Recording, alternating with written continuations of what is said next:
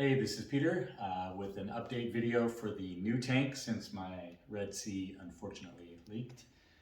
So this is the base of the Innovative Marine EXT 200.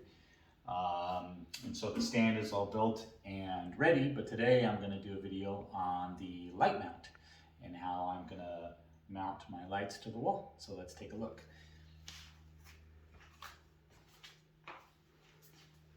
So I went on the 80/20 website and basically figured out what I wanted to do, ordered all the parts, and then I'm putting them together. Honestly, it was expensive. It was about $1,000. I made some mistakes, and hopefully I can help people not make the same mistakes that I did. The 80/20 website has calculations for weight, and so I've got 50 to 60 pounds that are going to be hanging out several feet, and so 80/20 has recommendations on the strength of the aluminum to not let it bend too much. And so in that case I had to order their regular thick aluminum bars for both this portion going up and this portion here. What I didn't realize, I did not need the heavy aluminum for this. If you look here, I should have got the light, which has holes drilled all throughout here. I should have gone as light as possible because this is so reinforced. This did not need to be heavy. The problem is now this is extra heavy, pulling down on this, much heavier than it needed to be. That was a mistake. And if you get the light aluminum, it's much cheaper. I could have saved myself a couple $100 probably. So that was a mistake. But otherwise, and I'll show you a couple other mistakes, so if anyone else tries this, hopefully they don't make the same mistake. So Infinite Reef, I believe, on YouTube is where I got the idea for this. He used this same exact brackets on the wall that I did, and a lot of the same equipment. One thing I different from Infinite Reef is that I went ahead and put a hinge because I want to be able to move the lights if I need to. And so this crossbar normally has a screw attached, but if I ever want to raise it, like I already did, I removed the screw or the bolt. And so now this will just simply raise up, and it's got these little tighteners here on each side, so I can move the entire light mount up, do whatever I need to do, and then when I'm done, I'll be able to move it back down. And obviously they both move. And I'll put a description of everything I ordered and the item numbers on the 80/20 website down below in the description of the video. With the exception is don't order those heavy bars for the actual mount. That was stupid. But, moving on, as far as how to mount it to the wall, that was a little bit of an adventure. My first idea was to use a countersink. If you want to come over here, camera woman, and look close, I was going to use the countersink in order to put a huge hole here to get the lag bolt and the fitting on top of it deep inside this groove so that I can put two into the studs on top of each other. Well, that turned out to be a nightmare. Did not go well. As you can see, I only got so far with the countersink, and it became an issue, and I gave up. I realized that with 3 lag bolts, these are 1/4 inch, 2.5 inch lag bolts with a washer.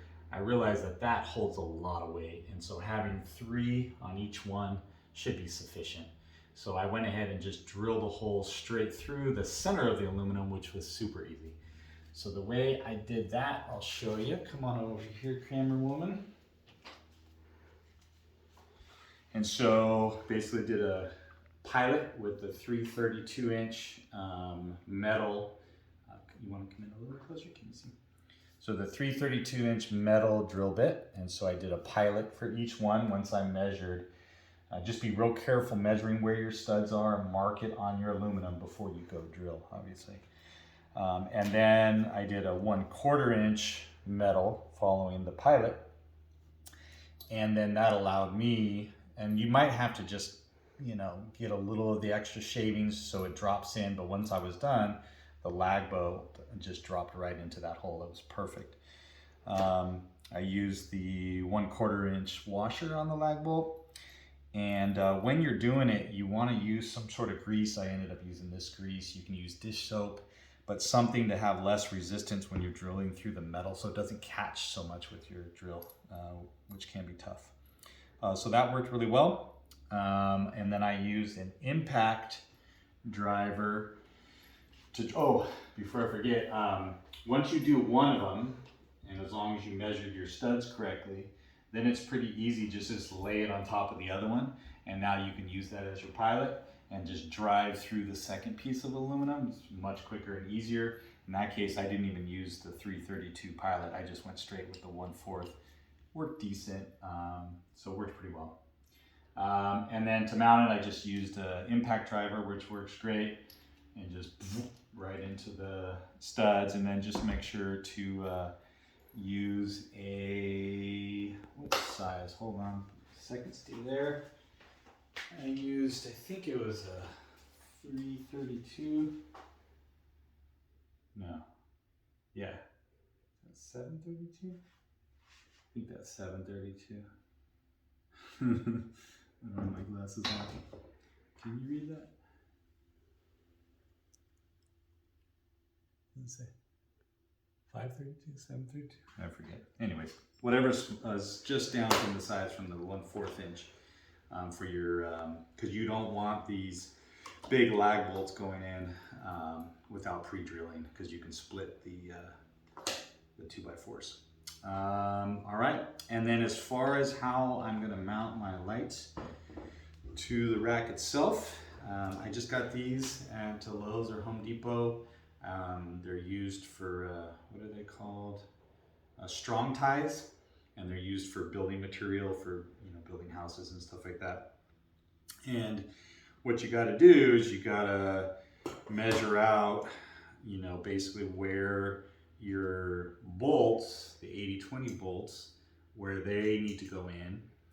And then you have to drill holes for, again, using those metal drill bits, drill holes for the light mounts, if you have light mounts like mine. So these light mounts have 2 holes on the back. These are the Red Sea lights. And so I drilled the holes for them, measured it out precisely, drilled the holes in this guy.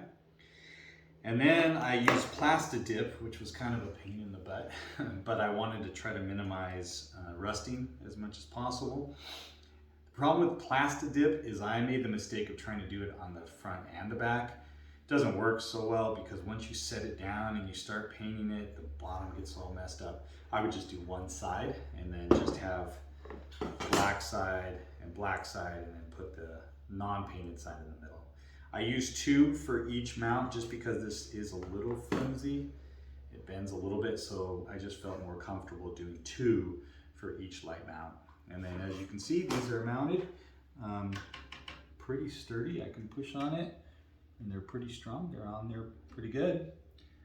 This is the actual beam, and then you can just modify it for whatever lights you want to use. If I ever changed out my lights later and this bar was in the way, I can simply just remove it, pull it out.